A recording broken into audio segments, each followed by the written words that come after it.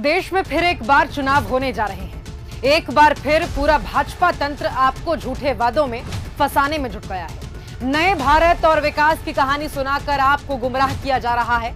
बेतहाशा पोस्टर्स के पीछे अपना पाप छुपाया जा रहा है। बकवास प्रचार दिखाकर असल मुद्दों से आपको भटकाया जा रहा है। ये देश में लोकतंत्र मिटाकर तानाशाही स्थापित करना चाहते हैं। आपको जनता से गुलाम बनाना चाहते हैं। आज मैं आपको बताती हूं कि मोदी जी ने कब कब और कैसे कैसे देश के लोकतंत्र और संविधान को मिटाने की कोशिश की। याद रखिए कैसे लाखों किसान साल भर सड़कों पर अपने हक के लिए लड़ते रहे। तानाशाह ने किसानों पर कभी लाठियां चलवाई तो कभी गोलियों से भून डाला तो कभी गाड़ी तले रौंद दिया। 700 से ज्यादा किसानों की शहादत हो गई। युवाओं से सरकारी नौकरी का वादा कर सरकार में आए, फिर पकौड़ी तलने को रोजगार बताने लगे। पेपर लीक और अग्निवीर जैसे योजना थोप कर आपके बच्चों के भविष्य को बर्बाद कर दिया। हिंदू मुस्लिम मंदिर मस्जिद कर उन्हें नफरत से भर दिया।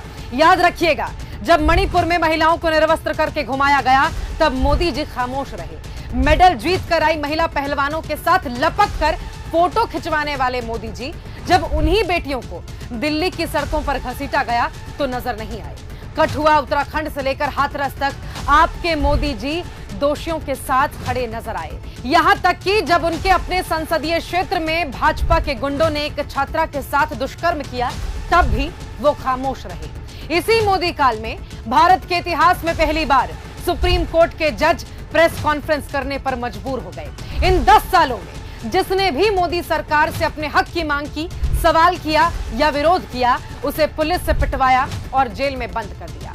देश की सारी संपत्ति, सारा खजाना अपने अमीर दोस्तों में बांट दिया।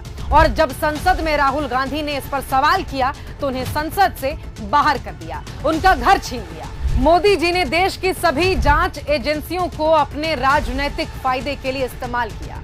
विपक्षी नेताओं के घर छापे पड़वाए और उन्हें जबरन जेल भिजवाया।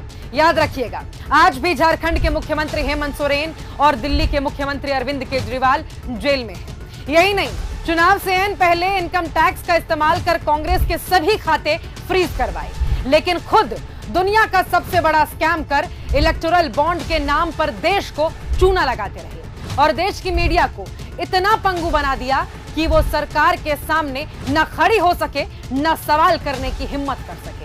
आज देश में तानाशाही अपने चरम पर है और अगर फिर एक बार भाजपा की सरकार देश में आई और मोदी जी प्रधानमंत्री बने तो इनका अगला शिकार आप, आपका परिवार और आपके बच्चे भी हो सकते हैं। आपके पास लोकतंत्र बचाने का ये आखिरी मौका है। आपके पास संविधान बचाने का ये आखिरी मौका है। अपनी आजादी बचाए रखने का ये आखिरी मौका है।